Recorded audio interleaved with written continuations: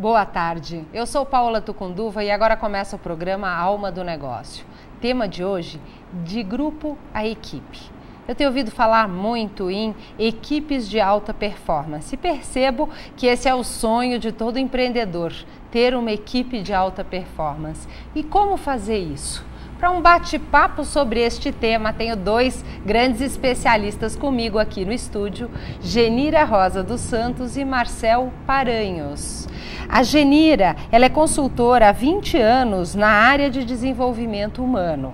E o Marcel, que 26 anos trabalhou como gestor em grandes empresas, há 16 anos trabalha como consultor de desenvolvimento de equipes e coach. Os dois coordenam grupos de pós-graduação em dinâmicas de grupos pela SBDG, Sociedade Brasileira de Dinâmicas de Grupo, e a FATO, Faculdade Monteiro Lobato. Boa tarde, agradeço a participação de vocês conosco aqui hoje. Boa tarde. Boa tarde, Paula. Para a gente começar aí, eu queria que vocês contassem um pouquinho sobre a SBDG, Sociedade Brasileira de Dinâmica de Grupos, e qual é a proposta do trabalho do SBDG. Então, a SBDG, Paula, é uma instituição, uma associação que existe há 28 anos. Ela surgiu no Rio Grande do Sul, hoje ela atua no Brasil inteiro.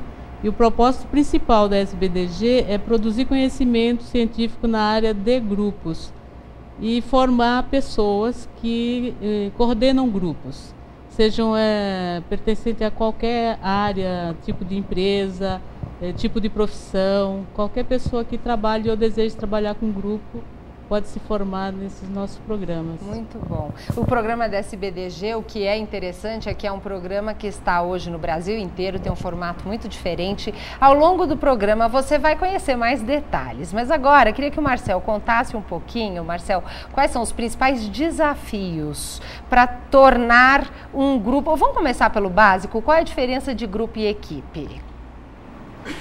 Muito interessante essa pergunta. Eu acho que aqui nós começamos a delinear exatamente as fronteiras de um e de outro.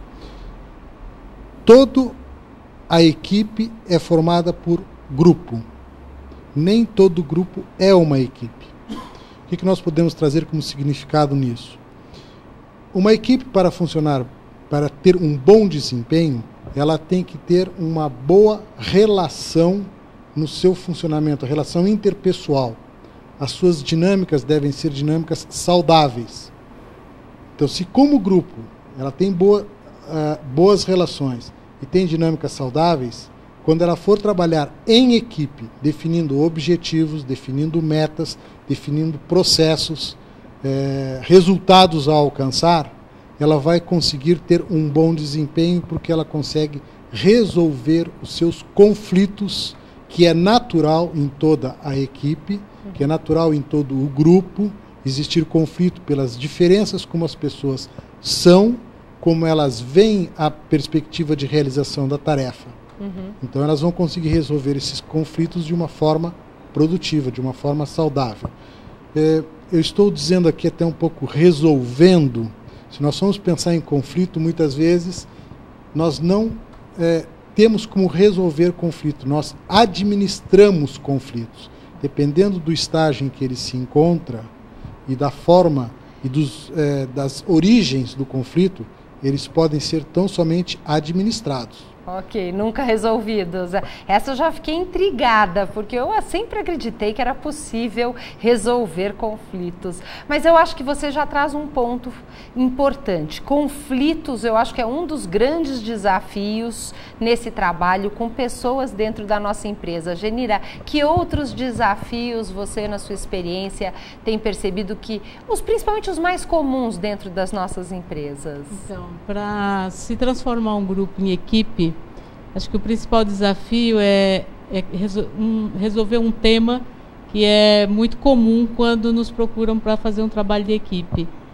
Nós precisamos resolver o nosso problema de comunicação, né? Então, a comunicação, ou seja, a abertura dentro da equipe para que haja conversas, feedbacks, enfim, falar de tarefa e de conflitos e de problemas de relacionamento. Essa é a chave para desenvolver uma equipe, né?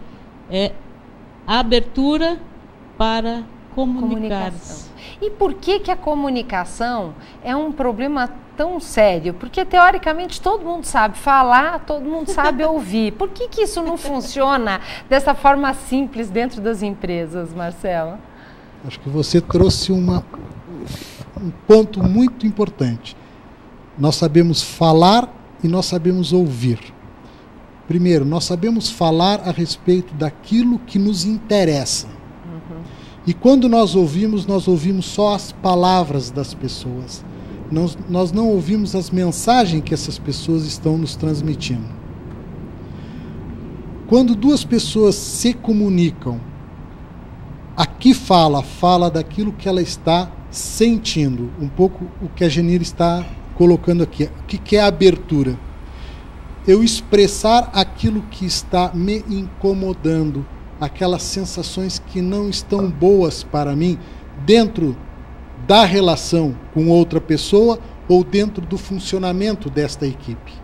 Quando eu consigo expressar isto e a pessoa que está me ouvindo ouve estas falas, tendo atenção ao que as sensações, a como eu estou, qual é o meu clima como pessoa, ela vai poder adotar comportamentos que contemplem amenizar essas insatisfações que estão acontecendo comigo. E aqui então nós temos uma comunicação, porque quem fala expressa assertivamente o que está sentindo, o que está incomodando, quais os seus desejos, quais as suas necessidades, e o outro, quando está ouvindo esta parte, não são só as palavras que ele está escutando. Está escutando essas necessidades, essas sensações, esses incômodos, ou alegrias, ou satisfações, ou vibrações dessa pessoa. Muito bom. Porque isso nos dá o caminho dentro da relação. Isso me faz lembrar e até refletir um pouco sobre... Eu fiz a formação da SBDG, né, em dinâmicas de grupos, que é um processo ao longo de 2 anos e muito bem estruturado. Eles já vão contar como é que funciona. E fica claro para mim, com a sua resposta, Marcel, que um dos grandes aprendizados que eu tive foi essa questão da comunicação. Porque, vamos dizer, eu sempre tive, e aí faz parte da minha personalidade, uma capacidade de captar o sentimento do outro. Isso sempre foi um ponto forte. Mas eu sempre tive um ponto fraco no sentido de me colocar no lugar do outro, entender a realidade de vida e o histórico que ele traz. E isso me atrapalhava muito na comunicação. E ao longo desse processo e desse aprendizado, eu vi que eu tive uma evolução muito grande nessa parte, porque empatia todo mundo sabe na teoria, mas na prática poucas pessoas realmente sabem usar, não é mesmo? Fala, gente. Complementando esse aspecto da comunicação, se você considerar que uma equipe, o que diferencia basicamente o grupo de uma equipe, que uma equipe tem metas, objetivos, resultados a serem atingidos. Então, para considerar um trabalho com a equipe ou um desenvolvimento de uma equipe, precisamos olhar o lado emocional, o aspecto psicossocial, que o Marcel falou, que tem a ver com os relacionamentos, os comportamentos, sensações, percepções, emoções. E tem um outro nível de atuação da equipe, que é a tarefa, né? Então, nós costumamos usar uma imagem do iceberg. Abaixo do iceberg você tem os aspectos relacionais. Acima do iceberg, o nível acima estão as tarefas, as metas, objetivos e tal.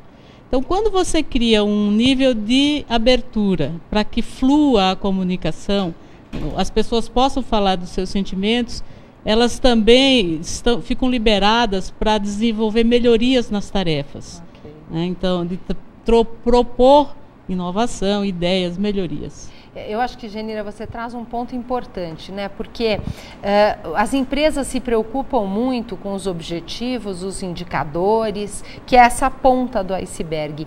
E muitas vezes elas não entendem por que não atingem esses objetivos, porque aparentemente tarefas simples se tornam tão complexas e acabam não se concretizando. E é exatamente isso que você está nos trazendo, é essa parte que está submersa do iceberg, que são os relacionamentos, as dificuldades, como é que está emocionalmente cada uma das pessoas, como ela se sente dentro daquele grupo, que interfere muito nesse resultado, e ninguém na empresa sabe lidar com isso, por isso prefere talvez até deixar isso bem quietinho lá embaixo, não é assim? Agora, se você pensar o seguinte, a motivação, ela estaria mais afeta aos aspectos submersos do iceberg, que tem a ver com sensações, percepções, como eu vejo, como eu sinto.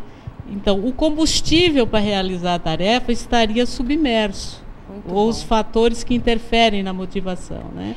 E o que eu acho fundamental é que a formação da SBDG nos ensina a olhar para essas coisas que estão lá embaixo, e melhor do que isso, porque só olhar não resolve, mas nos ajuda a como lidar com isso, e realmente você se sente mais seguro e essas coisas passam a não assustar. Queria, Marcel, que você contasse um pouco como é que funciona, porque eu estou falando, né, da pós-graduação, é um processo longo, mas queria que você entrasse um pouquinho mais no detalhe como é que ele funciona. Vamos aproveitar aqui, nós estamos falando de equipe. Eu vou fazer um paralelo entre a equipe e o programa de formação. Tá? O programa de formação da sociedade, ela se divide em 3 módulos. Um primeiro módulo vivencial, um segundo módulo de fundamentação teórica e o terceiro módulo, que é um módulo metodológico. O primeiro módulo vivencial, nós não estudamos nenhum aspecto relacionado com o grupo, nenhuma teoria sobre grupo. Simplesmente a pessoa está no grupo, vivendo o que é ser membro de grupo, ampliando o seu campo de percepção em relação à sua pessoa, como o grupo impacta a sua pessoa, como ela impacta o grupo com as suas falas.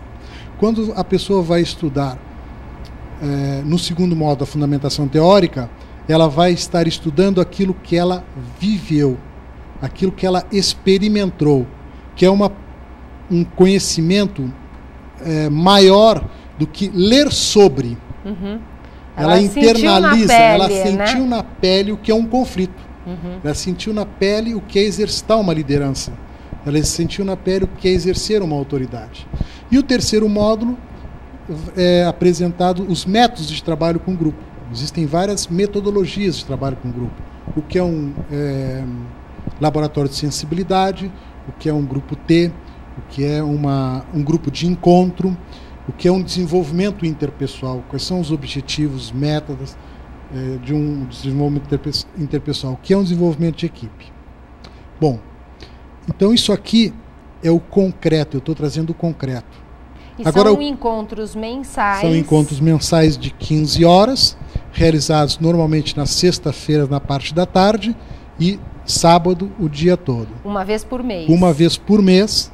E até para quem tiver interesse, nós estamos agora iniciando, né, nós vamos começar até o final desse ano, a 24ª turma aqui na cidade de São Paulo. Eu serei um dos coordenadores desse programa. Traçando paralelo em equipe. O foco da formação é aprender sobre grupos.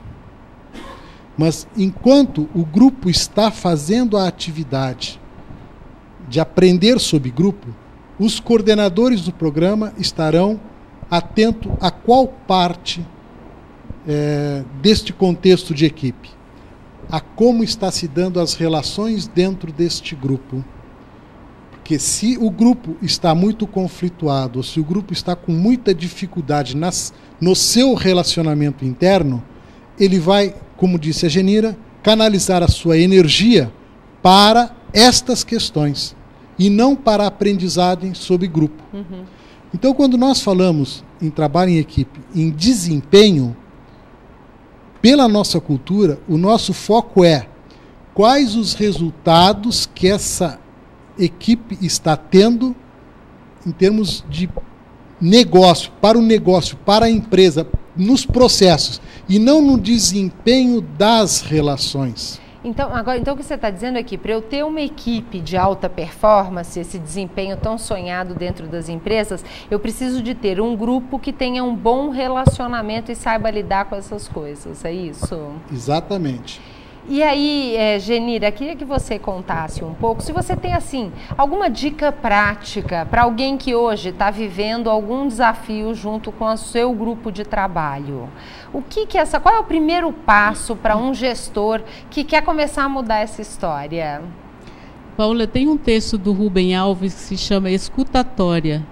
Quando ele fala várias coisas, mas ele diz que ele vai montar um curso de escutatória, porque ele vê muitos anúncios de cursos de oratória, né? Então, a recomendação para o gestor ou para o empreendedor é que ele faça esse exercício de escutatória, ele escute a sua equipe. Você sabe que eu já fiz um curso, o curso chamava Conversando. Não chegou a ser escutatória, mas vamos aprender a conversar. Já é uma evolução, gostei do curso escutatória. Então, é simples assim, né? Porque mesmo quando uma empresa adota um programa com consultorias externas para desenvolver equipe, a consultoria faz intervenções periódicas, mas quem de fato promove o desenvolvimento da equipe é o gestor, né? É o dono do negócio, é quem comanda a equipe. E eu acho que você traz um ponto, né, Genira? Essa questão de não adianta achar que vai contratar o consultor e que o consultor sozinho vai resolver todos os seus problemas. A minha pergunta, Marcel, a formação do SBDG é muito conhecida na área de recursos humanos, onde muitos profissionais de recursos humanos, principalmente das grandes empresas, participam. Agora, é importante um gestor participar de um grupo, de uma formação como essa, e por quê? Nós temos tido vários gestores que fazem o programa de formação. E o que nós temos escutado deles durante o programa e após o programa? Eles mudaram muito a qualidade de gestão da equipe deles. Eles passaram a colocar mais foco nas questões das relações interpessoais. E aqui vai assim, eu quero trazer um pouco da minha história aqui. Tá. Eu sou engenheiro de formação. Esse programa ele tem um dos públicos dele são os empresários. Qual a nossa tendência? A nossa tendência temos um problema, queremos resolver o problema. Se nós vamos escutar alguém, ele está trazendo um problema, que são as sensações, as percepções. E a nossa tendência é de querer resolver a questão dele. Quando muitas vezes o que é preciso é simplesmente ter uma escuta. Ajudá-lo a fazer os devidos limites daquilo, o que é que essa insatisfação significa. Ela está dentro da empresa? Ela está somado com algo fora da empresa? O que é possível a empresa contribuir com a pessoa? E o que ela não pode contribuir para a resolução dessa insatisfação ou dessa percepção? Então, o diálogo passa a ser não para que o gestor resolva a questão, mas que, em conjunto, examine o que está acontecendo, para que, a partir desse exame em conjunto, os dois consigam traçar pequenas caminhadas que vão levar digamos, minimizar as insatisfações ou atender mais as necessidades, mas sempre compreendendo que existem limites, tanto por parte da equipe, como das pessoas que estão em relação, como da própria organização. Às vezes nós temos desejos que não podem ser atendidos, nós temos necessidades que não podem ser atendidas, e nós vamos ter que conviver com esta necessidade. Existem outras que poderão ser atendidas. Uma das nossas dificuldades, principalmente pela nossa cultura, é tentar atender o todo. Como nós educamos nossos filhos, né? Uma das grandes reclamações que tem hoje na educação dos filhos, que nós tentamos contemplar todos os desejos dos filhos. É humanamente impossível. E existem limites. Ilusão, né? Sair do campo da ilusão, sair do campo que nós temos que resolver todas as questões apresentadas por alguém que tem uma insatisfação. A análise em conjunto é que vai levar a pessoa a tomar consciência do que pode ser resolvido, do que não pode ser resolvido, de quanto pode ser resolvido. É um acordo em conjunto. E até um amadurecimento da pessoa e da equipe, né? Genira, eu sei que vocês aqui do grupo em São Paulo têm feito uma série de encontros, porque eu fico aqui imaginando como que a pessoa pode conhecer um pouco mais as possíveis ferramentas no desenvolvimento da sua equipe, como o SBDG pode ajudar. Queria que você contasse o que o SBDG do Núcleo de São Paulo tem feito. Ok, então, a SBDG tem sede em Porto Alegre. Ela tem um núcleo aqui em São Paulo que é uma gestão avançada da sociedade aqui em São Paulo. Então, esse ano nós temos feito vários eventos. Uma vez por mês, nós fazemos um workshop aqui em São Paulo e qualquer pessoa que tiver interesse pode se inscrever e participar. Agora, dia 31 de outubro, né, nós temos um evento e esses eventos estão acontecendo uma vez por mês. Em maio, nós fizemos um evento maior, foi um encontro preparatório para um congresso que a SBDG tem a cada 2 anos um congresso maior de 3 dias. E aqui em São Paulo foi feito um evento no qual você participou e outras pessoas participaram. Tinha cerca de 100 pessoas nesse evento.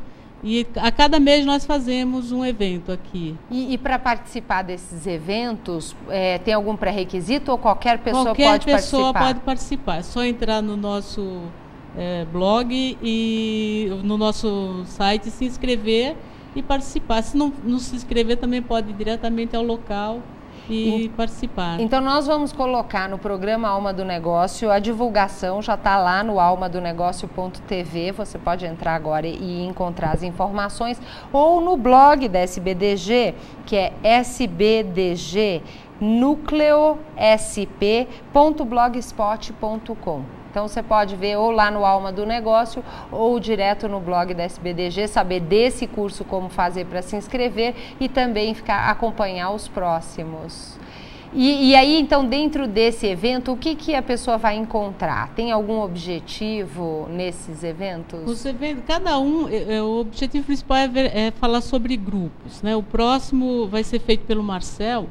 Talvez ele pudesse falar um pouquinho a respeito, né? O objetivo principal é falar sobre grupos e sobre o trabalho que nós fazemos de formação, de pós-graduação, para pessoas que se interessem por grupos ou que já trabalham com grupos. E nesse próximo, o que vai ter, Marcel? O que você está preparando para o Conversando sobre Grupos? Quando nós trabalhamos no programa de formação, nós temos vários autores. Um dos autores que nós trabalhamos se chama Will Schultz. Então, eu vou trabalhar a teoria de Will Schultz sobre grupos. Como é que o Will Schultz vê grupo, a partir de quais referenciais teóricos ele vê o grupo. Com um detalhe muito interessante. O Will Schultz ele tem uma teoria sobre grupos que é muito prática. E nós vamos abordar alguns conceitos que têm a ver com o funcionamento de grupos e de equipes, mas até dentro da própria família.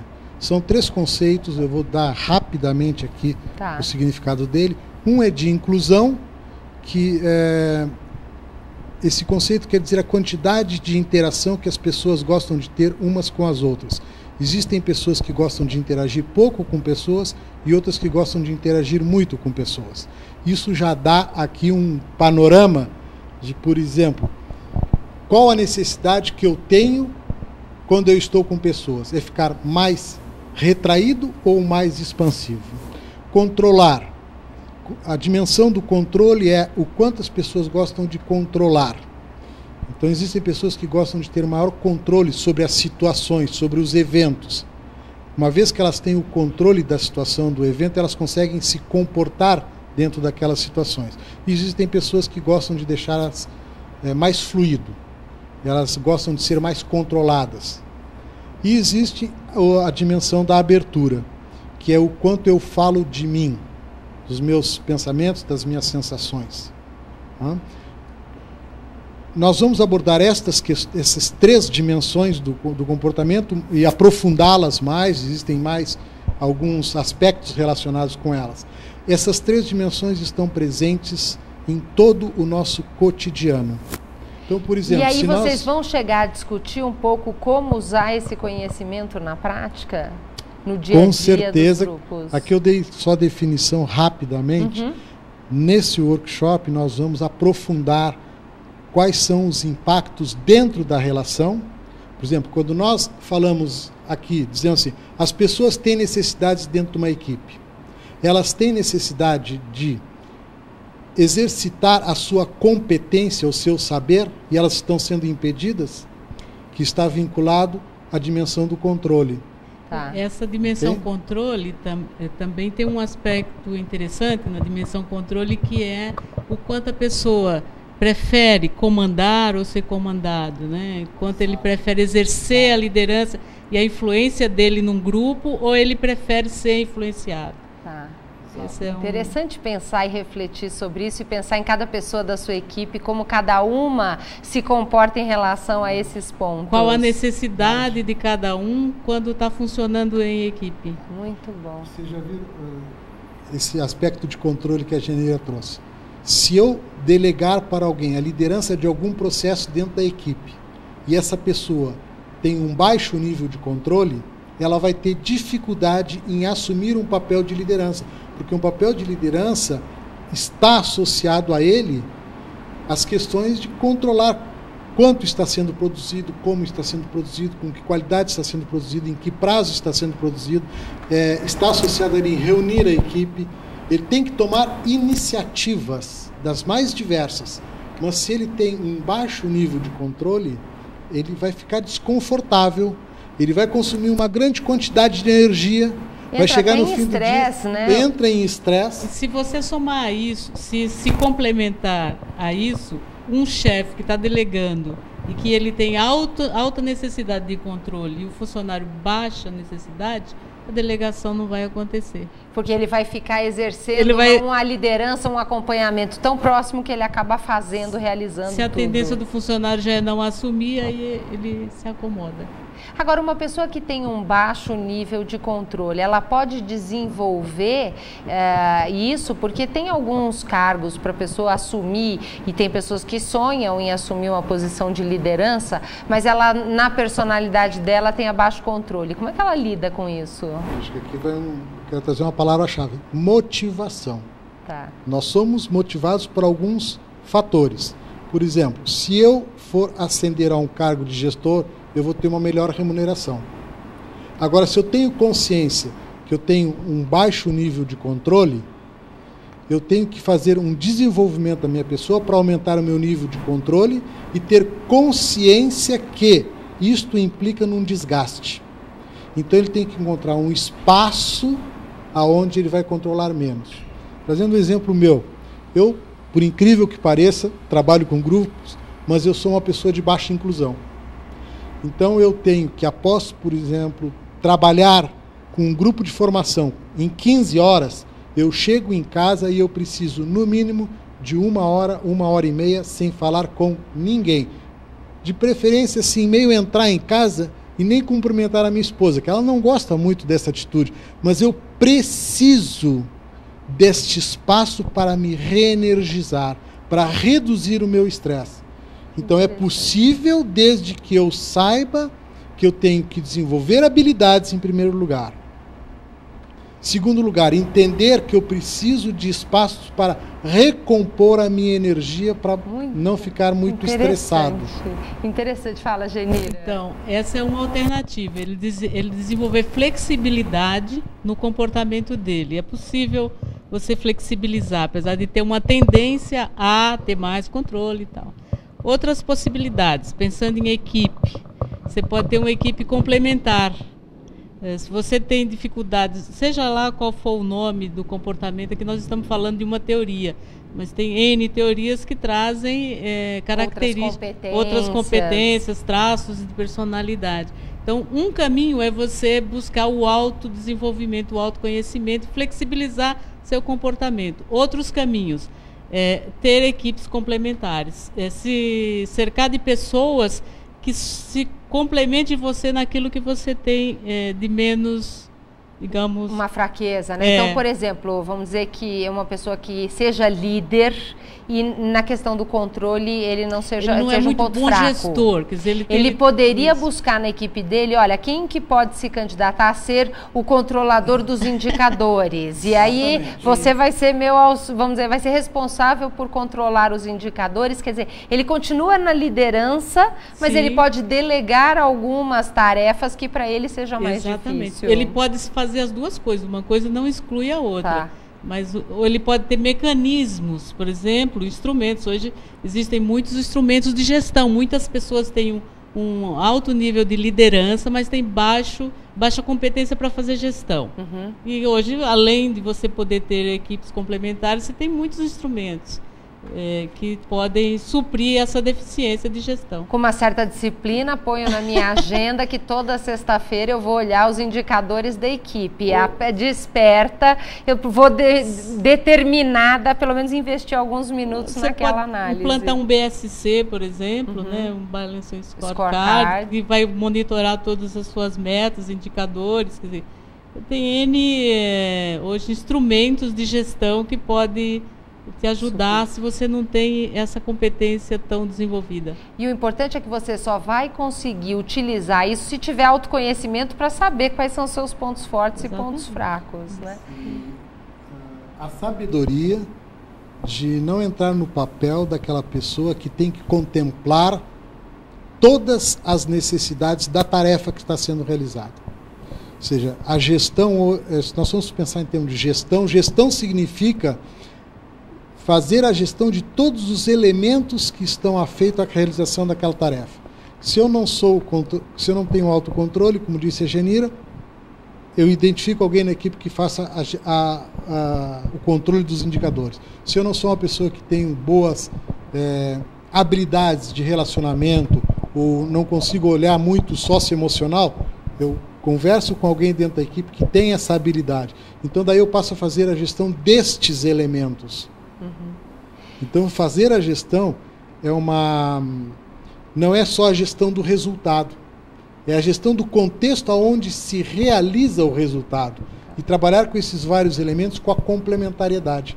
Quem pode me ajudar como líder dentro das habilidades não só técnicas de planejamento, mas até de relacionamento, com controle de indicadores, gestão de controle, gestão de resultados, gestão de socioemocional, ou seja, identificar blocos de gestão e atuar na gestão destes blocos, e não trazer isso com responsabilidade de todos os campos na minha pessoa. Eu posso ter alguma habilidade mais saliente, que eu seja mais expert, e eu posso, então, naquele campo, fica a minha pessoa sob a responsabilidade. Genira, eu queria entender um pouco como que o consultor ajuda num trabalho de desenvolvimento de equipe. Como é que funciona essa consultoria? Antes de falar a respeito dessa pergunta, queria complementar um aspecto que o Marcel trouxe de liderança. Dentro da equipe, né, se fala muito em compartilhar liderança, e esse é um dos pontos que, dentro de que um gestor de equipe precisa colocar atenção, nos líderes informais, né? Porque o líder nem sempre, o gestor, o executivo, ele nem sempre vai dar conta de todas as situações de tarefa e de relacionamento ou da emoção. E daí, quando emergem os líderes naturais que estão dentro da equipe, de alguma forma eles estão atendendo essas necessidades emocionais da equipe que o líder não está dando conta por alguma razão, seja... E aí, o que ele faz com isso? Deve se valorizar? Ele deve chamar o gestor e conversar sobre o assunto? Como é que ele vai lidar com essa questão? O primeiro movimento é classificar entre líderes negativos e líderes positivos. Nós costumamos dizer que não há líderes negativos. Eles podem estar representando alguma dificuldade que a equipe está tendo. O que se recomenda é que o gestor identifique as lideranças e consiga potencializar mais ainda a liderança dessas pessoas na equipe. elas são recursos que ele tem para ajudá-lo. Mas até que ponto isso pode entrar em conflito com o papel do próprio gestor e tirar alguma questão de autonomia dele? Então, o não cuidar disso vai levar a isso, a ele perder a liderança, porque o único que tem liderança não é só o gestor da equipe, né? Os membros também têm liderança, exercem liderança dentro da equipe. O não tratar essa liderança, não canalizar para a realização do resultado das pessoas é que pode entrar em choque. Então quer dizer que não enfrentar os problemas da minha equipe, não enxergar esses conflitos, põe muito mais em risco o meu papel como gestor do que realmente falar abertamente, discutir sobre isso e ter, vamos dizer, precisa de uma certa coragem para fazer isso, Muita. Não precisa? E aí agora então vamos falar um pouco sobre o trabalho... Coragem e habilidade. Infelizmente toda a nossa formação escolar está voltada para produzir algo concreto. Um dos trabalhos dos consultores é esse, que as pessoas possam, através de programas de consultoria e desenvolvimento humano, desenvolver habilidades que possam contribuir com que ela enfrente, né, encare essa parte do funcionamento da equipe. Interessante, porque realmente os cursos de administração não se preocupam nesse tipo de formação, né? Você como líder vai ter que saber lidar com relacionamento, com características de cada pessoa, com as diferenças que existem entre cada um e como você vai lidar com isso. E aí, Genira, você tem mais alguma dica em relação a um gestor e os seus desafios e os seus conflitos, além desse reconhecer e pontuar as lideranças positivas e negativas? Então, você anteriormente perguntou a respeito do que um consultor pode fazer para ajudar, né? Porque, na verdade, o nosso papel é esse, de auxílio e de ajuda ao gestor e à equipe, de como eles podem potencializar todos os recursos que eles têm a serviço do objetivo dele. Então quer dizer que o consultor trabalha um pouco como um catalisador para facilitar essas conversas que no início são mais difíceis, exatamente, já que ninguém tem o hábito, né? Então, junto ao gestor, é feito um trabalho junto ao gestor inicialmente para que ele tenha um mapeamento claro, quer dizer, um diagnóstico. Costumamos trabalhar com diagnóstico. Primeiro junto ao gestor, né? Quais são as dificuldades, onde ele quer chegar, o que ele pretende em termos de modelo de fazer a gestão, porque o trabalho de equipe, ele está muito associado aos modelos de gestão da empresa, não só ao estilo do gestor, mas aos modelos, aonde que a empresa quer chegar e de que modo ela quer chegar. Então, para você desenvolver a equipe nessa direção. Então, o primeiro ponto é esse. Se eu posso dar uma dica para ele, é que ele reflita, se ele não tem um consultor, que ele reflita sobre isso, né? O que ele pretende com aquela equipe, aonde ele quer chegar, o que é esperado dele como gestor, para onde a empresa gostaria que ele conduzisse os resultados. E eu acho que até dentro dessa linha, né, refletir os pontos fortes e fracos dele como líder, da equipe como um todo, para conseguir traçar um plano e uma mudança necessária. Porque se tem alguma insatisfação que não estamos atingindo certos objetivos, é um primeiro indicador que alguma questão de relacionamento, algo que está para baixo do nosso iceberg não está funcionando bem, não é isso? Mas muitas vezes não é só abaixo do iceberg, muitas vezes acima do iceberg, questões como diretrizes, estratégias não estão claras. Tá. Então é papel do gestor tornar isso claro para a equipe. Se ele não tem de cima para baixo, se ele está no nível intermediário, é papel dele buscar essa clareza, né? Tá ótimo. Então, volta para ele de qualquer forma. Muito bom. O nosso tempo passa rápido. Queria passar para vocês só numa finalização aí, se tiver mais alguma dica ou uma contribuição para o empreendedor que está nos assistindo e com certeza tem uma lista de dificuldades para lidar com a sua equipe ou seu subordinado. Marcelo. Deixa eu ver o que mais que eu posso dizer de dica aqui. Genira, tem alguma então, já? Geralmente, a gente não existe um manual, mas já tem os pontos principais que a gente sempre encontra de dificuldade. Quando fazemos esse diagnóstico de pontos fracos, pontos fortes, via de regra, no nível da tarefa é falta de clareza, para onde estamos indo, né? E no nível do socioemocional, tem a ver sempre com a questão da abertura da transparência, da liberdade de se dizer o que se pensa, o que se sente. Então, por um lado, você não tem clareza da tarefa. Pelo outro, se tiver dificuldade desse relacionamento, então volta à sugestão da escutatória. Senta com a equipe e escuta. Né? Escuta, adorei, escutatória. Então, vamos falar um pouquinho só do conflito. Porque você falou que tem alguns conflitos que a gente vai administrar, mas não vai resolver. E eu queria saber por que as pessoas têm tanto medo do conflito, Marcel? Ou é uma impressão errada minha? Como nós não enfrentamos o conflito, nós fugimos dele, nós negamos o conflito, o que acaba acontecendo? As relações vão para um caminho de cristalização.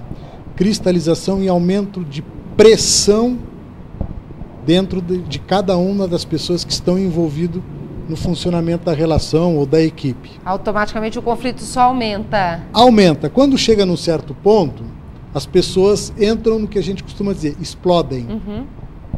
E aí, o que acaba acontecendo? Briga. Então o resultado chega a ser assustador porque deixa assustador muito tempo. Porque deixa prolongar.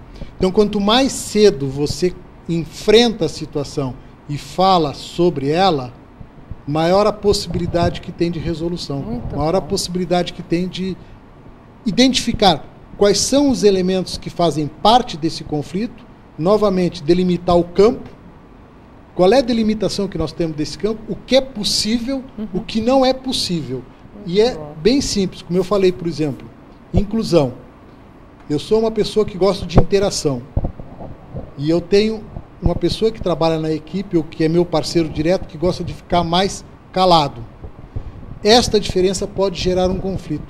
Se nós delimitamos sobre isto, né? Antes que isto leve a um ponto de vir a famosa frase que a gente diz assim, você é uma pessoa muito arrogante. Não é que eu sou arrogante, é que eu não gosto de conversar.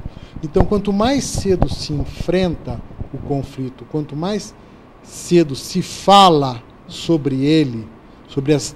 Não é? Daí não é de falar sobre o conflito, é falar sobre as diferenças, sobre as necessidades, sobre as sensações. Quando se começa logo isso, a possibilidade dessa delimitação é mais fácil e a possibilidade de continuar a relação de uma forma mais amena, mais saudável, é mais tranquila. Nunca esquecendo que vai continuar com algum grau de insatisfação. Agora, conflitos já cristalizados são de muito mais difíceis resolução. Muito bom, achei que foram dicas valiosas, quero agradecer muito a presença de vocês aqui hoje. E o nosso programa hoje já está ficando por aqui. Eu espero vocês na semana que vem, passo só para os meus rápidos agradecimentos, a Lia Cabeleireiros, que fica ali em Pinheiros, a Nani faz a maquiagem, as meninas que atendem na manicure, vale a pena você conhecer. E aqui o Design, uma agência de branding, responsável pelo desenvolvimento do nosso logotipo, assim como a manutenção do nosso site, o almadonegócio.tv. Eu espero vocês na quinta-feira às 16 horas. Obrigada e uma boa tarde.